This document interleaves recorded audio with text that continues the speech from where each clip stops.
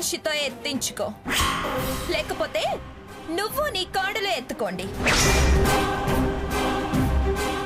అదే కాకపోతే మానేయండి. నేను అవమానిస్తే తప్పు, మర్యాద కాదు, పద్ధతి కాదు. అది నీ అక్క అంటూ వాళ్ళ వెనకాల చేరి నాకు సుద్దులు బుద్ధులు చెప్తారా?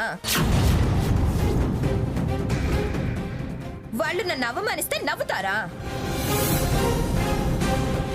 కళ్ళు కద్దుకొని తింటారో మళ్ళీ కంచంలో పెట్టుకొని తింటారో తినండి. పింజారిదానా, అన్నాన్ని తొక్కుకుంటూ పెడతావేమిటే? అన్నపూర్ణ చెప్పిస్తే మెతు కోసం తప్పించి తప్పించి చావాల్సి వస్తుంది. నీకేదో పోయే కాలం దా. అత్తయ్య గారు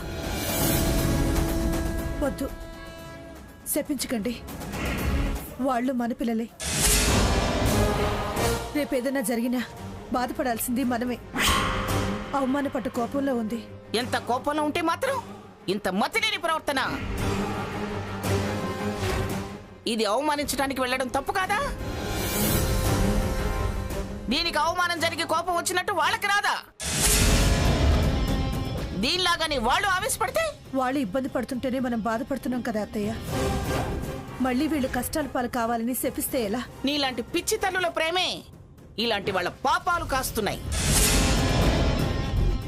చూడు, మళ్ళీ ఇలాంటి పొగరుబోతు వేషాలు వేస్తే శపించడం కాదే, చీరి చిత్రిగా పట్టిస్తా. ఎత్తవే ఆ మెతుకులను ఎత్తో. అత్తయ్య గారు నేనెత్తుతానులేండి, వదిలేయండి. సన్నా నువ్వు వెళ్ళు.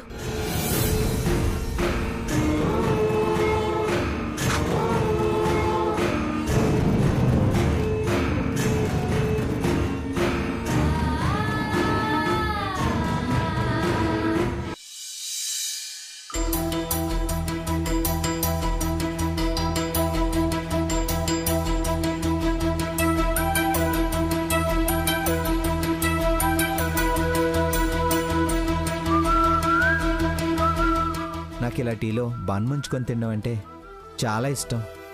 ఇలా తింటూనే కదా హైదరాబాద్లో దర్గాకి తీసుకెళ్ళావు. వావ్, బాగానే గుర్తుంచుకున్నావు. తమరి లీలలు అంత తేలిగ్గా మర్చిపోయావా? సీత, ఇలాంటి పరిస్థితి వస్తుందని కల్లో కూడా ఊహించలేదు. ఇలాంటి జీవితం పంచడానికేనా అంత వెంటపడి చేసుకుంది అనిపిస్తుంది. ఈ పరిస్థితికి నా చెల్లెలే కారణం, కానీ నువ్వు కాదు. ఒకవేళ అయినా నేను ఫీల్ అయ్యేదాన్నే కాదు. బతకడం కోసం తినాలి, కానీ తినడం కోసం బ్రతికే వాళ్ళం కాదు కదా. లేదని మనం వెతుక్కునే వాళ్ళం కాదు కదా. తృప్తి పడ్డం తెలిసిన వాళ్ళం. ఈ బన్నే మనకి భిక్ష అనుకోవచ్చు. ఏంటి, అహనా పెళ్ళంటి సినిమాలో కోట శ్రీనివాసరావులానా? అది పిసినార్తను. నేననేది అసంతృప్తి పడొద్దనే విషయం. నీ ఇష్టం నా ఇష్టం కాదా రఘు? అక్కా అక్కా, రా చంద్రిక, రా కూర్చో. ఏం చేస్తున్నారక్క? అది సరే, ఈ టైంలో వచ్చావేంటి? సాయంత్రం మీ ఇంట్లో గొడవంతా చూశాను. మీరు జాబ్ కోసం ట్రై చేస్తున్నారు కదూ? అవును. ఎలాంటి జాబ్ చేయాలనుకుంటున్నారు? జాబ్ అలాంటిది ఇలాంటిది అనేం లేదు. ఏదైనా, ప్రస్తుతానికి బండి నడిపించగలిగేది ఏదైనా చేస్తాం. నువ్వేమనుకోనంటే, నేను పనిచేసే బ్యూటీ పార్లర్ చాలా పెద్దది. మేడం కూడా చాలా మంచి ఆవిడ. నిన్నే ఒక ఆవిడ సొంతంగా బ్యూటీ పార్లర్ పెట్టుకుని వెళ్ళిపోయింది. నువ్వు ఫీల్ అవ్వకపోతే నేను మేడంతో చెప్పి నీకు ఆ జాబ్ ఇప్పిస్తాను. నువ్వు గనుక ఆ పని చేస్తే నేను చాలా హ్యాపీగా ఫీల్ అవుతాను. రఘు, నువ్వేమంటావు? మనం ఆల్రెడీ అనుకున్నదేగా, పనిని ప్రేమించాలి, గౌరవించాలి. నాకేం అభ్యంతరం లేదు. మరి శాలరీ రోజుకి 500 దాకా ఇస్తారు. చాలు, హ్యాపీ. నువ్వేమంటావు సీత? చంద్రిక, రేపు నీతో పాటు నేను వస్తాను. సరే అక్క, వస్తాను. అలాగే. సో నీకు జాబ్ దొరికింది, ఇంకా నేనే ఏదో ఒకటి వెతుక్కోవాలి. All the best. Congrats Sita. Thank you.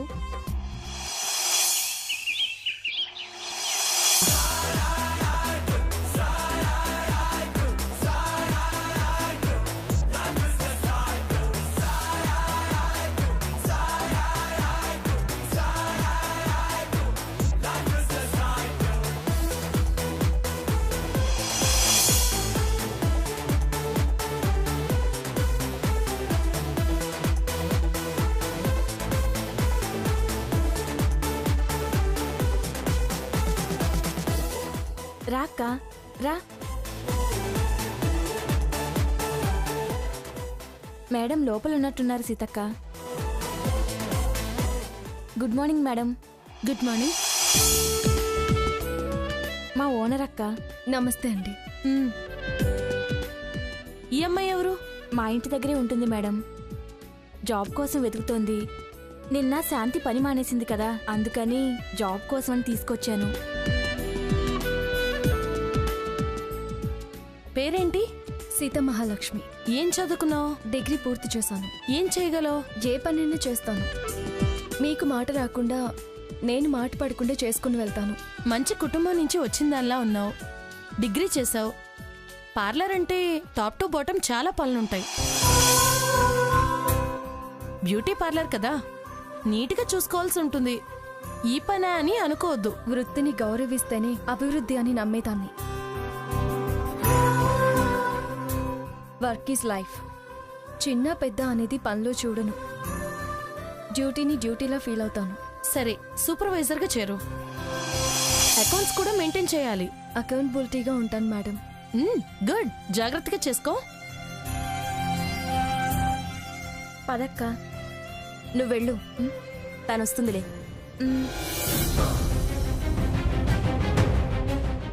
ఏంటక్క, స్లమ్లో ఉన్నా సెల్ఫ్ కాన్ఫిడెన్స్తో ఉన్నామంటూ చాలా పెద్ద పెద్ద మాటలు మాట్లాడి చివరికి నా పార్లర్లో కాళ్ళు పట్టడానికి గోళ్లు తీయడానికి దిగజారా? మాటలు కాస్త జాగ్రత్తగా మాట్లాడు. కాళ్ళు పట్టినా వేళ్లు లాగినా నేను డ్యూటీగానే ఫీల్ అవుతాను. నీకే వృత్తి లేదు, వ్యక్తిత్వం లేదు. వ్యత్యాసం తెలియని నీలాంటి వాళ్లే ఇలా వెక్కిరిస్తూ ఉంటారు.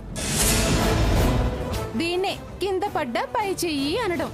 అసలు పడితే కదా కింద పైన అనేది. నేను పడ్డాననుకోవడం మీ భ్రమ. నేను పడ్డాననుకొని మీరు బోల్తా పడుతున్నారు.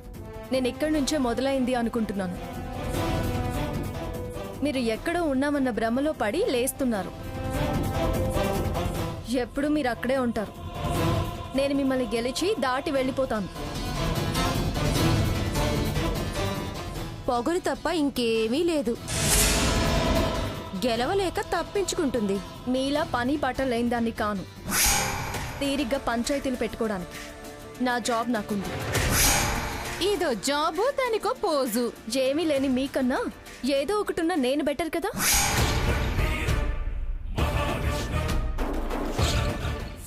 స్వర్ణకి ఈ విషయం చెప్దాం. రోజు ఇక్కడికొచ్చి దీన్నొక ఆట ఆడుకోవచ్చే. పద.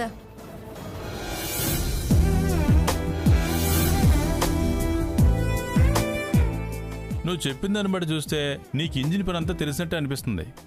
కానీ డిగ్రీ చేశానంటున్నావు, ఇలా గ్యారేజ్లో చేస్తావా? అదేంటి సార్, ఆటోమొబైల్ ఇంజనీర్ గ్యారేజ్లోనే కదా చేయాల్సింది. కాకపోతే పెద్ద సంస్థలు చిన్న సంస్థలు అందరూ ఆర్టీఓలు కారు కదా. అది నిజమే అనుకో. సార్, మీకు మంచి మెకానిక్ అనే పేరుంది. పైగా మీది మంచి హ్యాండ్ అని విన్నాను. మీ దగ్గర పనిచేసిన కుర్రాళ్ళందరూ పైకొచ్చారని విన్నాను. నన్ను కూడా ఆశీర్వదించండి సార్. రేయ్, ఆ రించులిటువు. సరేనయ్యా, నేను పనిస్తాను, కానీ ఆ సార్ అనే మాట మాత్రం అనుకో. అదేంటి సార్, ఓనర్ని సారానిక ఇంకే ఉంటారు. అది నాకు పడదు, కానీ ఈ ఫీల్డ్లో అన్న అనడం బెటరు.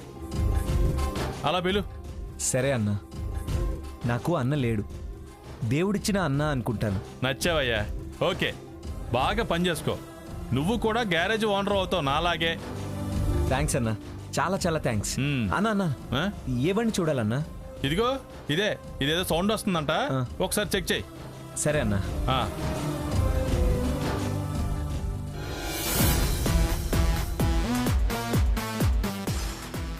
చంద్రిక, ఫినిష్ అయిపోయిందా? అయిపోయిందక్క. హెయిర్ కర్లింగ్ చేయాలి. చంద్రిక, వాళ్ళ సంగతి చూడు. కూర్చోండి మేడం.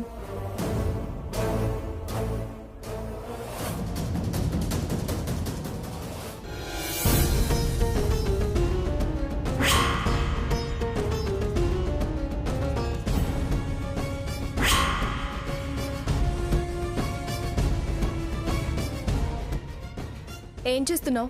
మేడంకి ఫేస్ ప్యాక్ చేయాలి. ముందా దిలా ఇవ్వు.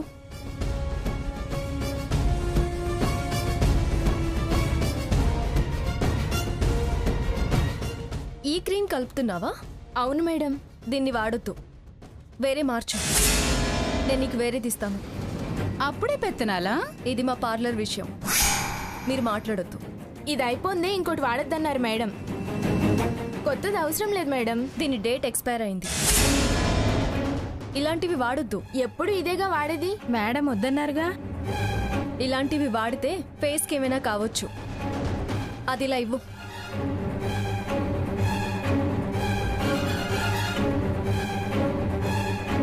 ఇదిగో ఈ క్రీమ్ కలుపు. నేను చెప్పింది చెయ్. నేను సూపర్వైజర్ని. వెనకాలొచ్చిన కొమ్ములు దయచేసి మీరేం మాట్లాడొద్దు. ఇలా వేస్ట్ చేస్తే నీ సూపర్వైజర్ పోస్ట్ పోతుంది. నువ్వెక్కువ మాట్లాడుకో.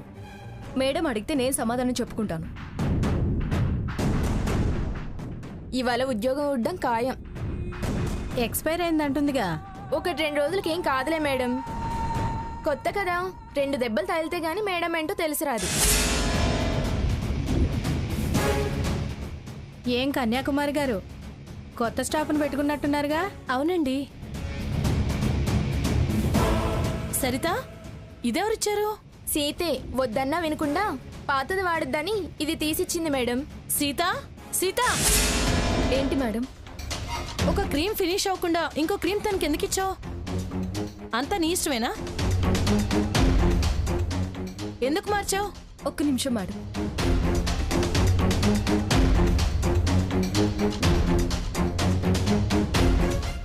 ఈ క్రీమ్ మీద డేట్ చూడండి మేడం. ఎక్స్పైర్ అయింది. అది వాడితే దద్దుర్లు దురద రావచ్చు.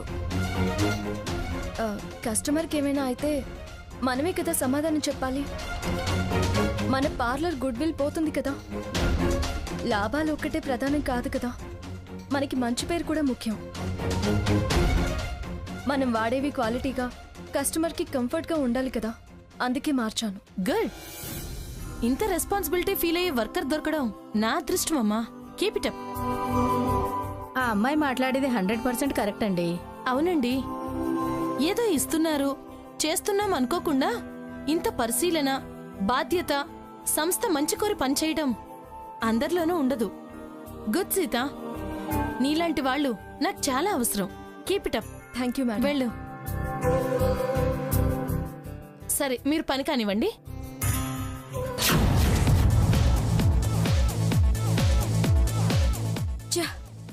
ఆవిడ పొగడగానే ఎలా చూసింది. దీనికి ఇంకా కళ్ళు నెత్తికెక్కుతాయి. దీన్ని ఎలాగైనా బ్లేమ్ చేసి ఈ జాబ్ కూడా పోయేలా చేయాలి.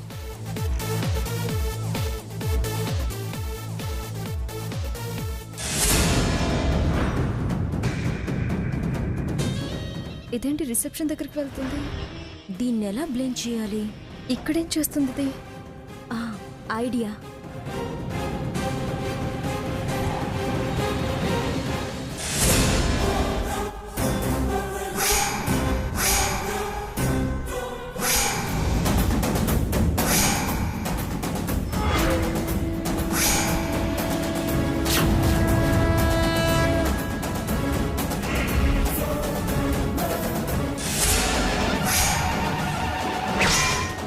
నువ్వా? ఏంటే రిసెప్షన్ దగ్గర నీకు పనేంటి? ముందు నువ్వు బయటికి రా. రా.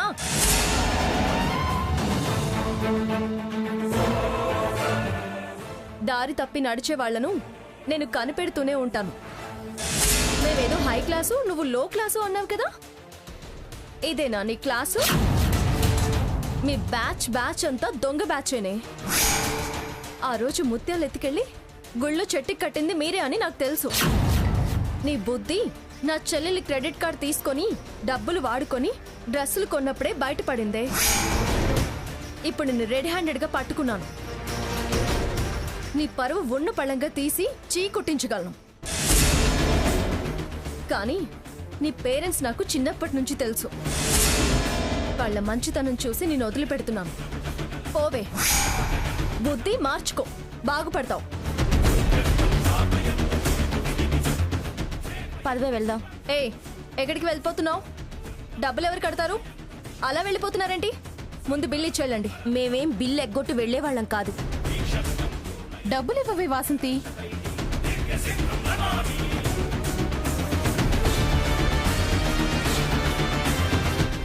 ఈ డబ్బులు నీవేనా లేకపోతే ఇక్కడలాగే ఇంకెక్కడైనా కొట్టుకొచ్చావా? అవి మావే. కొట్టుకొచ్చేవా అంటుందేంటి? ఏదో వాగుతుందిలేవే, పద. ఛ, దొరక్క దీనికి దొరికాను. దీన్నూరికే వదలకూడదు.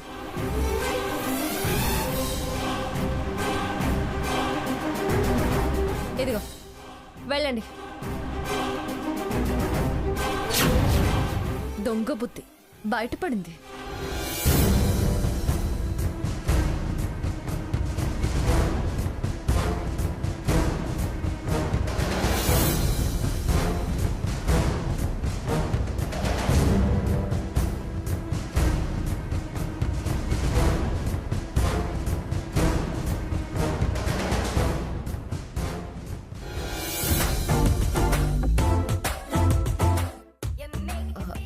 దేనికి బావా కార్ రివర్స్ తెచ్చి మరీ ఆపావు?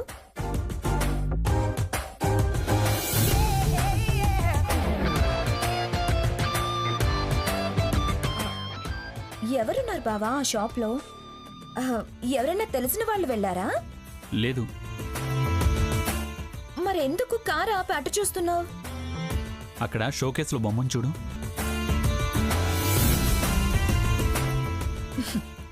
ఏంటి అలాంటి బొమ్మలు ఎప్పుడూ చూడలేదా? మరీ అంత విచిత్రంగా చూస్తున్నావు? నేను బొమ్మ గురించి అనడం లేదు, బొమ్మకి వేస్తున్న డ్రెస్సును చూస్తున్నాను. ఏమైంది? చాలా చాలా బాగుంది. నాజుకైన బొమ్మకి ఎగ్జాక్ట్లీ సెట్ అయింది. డ్రెస్ అంత నచ్చితే ఇంత డిస్టెన్స్ నుంచి చూడడం ఎందుకు? పద దగ్గర నుంచి చూద్దాం. ఎంతసేపు ఇక్కడ నుంచి చూస్తాం? కొంటాను, వేసుకుంటాను. ఎంతసేపు అయినా నువ్వు తృప్తిగా చూడొచ్చు, నేను హ్యాపీగా ఫీల్ అవ్వచ్చు. అది ఆ బొమ్మకే బాగుంటుంది. అంటే బొమ్మ చాలా సన్నగా నాజుగ్గా ఉంది. డ్రెస్సుకే అందం వచ్చింది. అంటే అది నువ్వు వేసుకుంటే బాగుండదు. ఏంటి బావా నువ్వు అనేది? కీరా కీరాని సొరకాయ సొరకాయే. బావా అది నీల బొద్దుగా గుండ్రంగా ఉన్న వాళ్లకు బాగుండదని అర్థం. నేను వేసుకుంటే బాగుండదని అంటావా? నీ వరకు నీకు బాగుండొచ్చు, కానీ నేను చూడలేను. నేను లావుగా ఉన్నాననేగా అర్థం. నేను చెప్పాలా? నీకు తెలీదా? అద్దంలో చూసుకోవడం లేదా? సైజ్ 0 సినిమాలో అనుష్కలా తయారవుతున్నావు. బావా ఎగరటం కాదు, తగ్గటం మొదలుపెట్టు. నేను లావ్ ఎక్కానని అంటున్నావా? సన్నబడ్డాక ఆ డ్రెస్ వేసుకుంటా, అప్పుడు చెప్తా నీ సంగతి.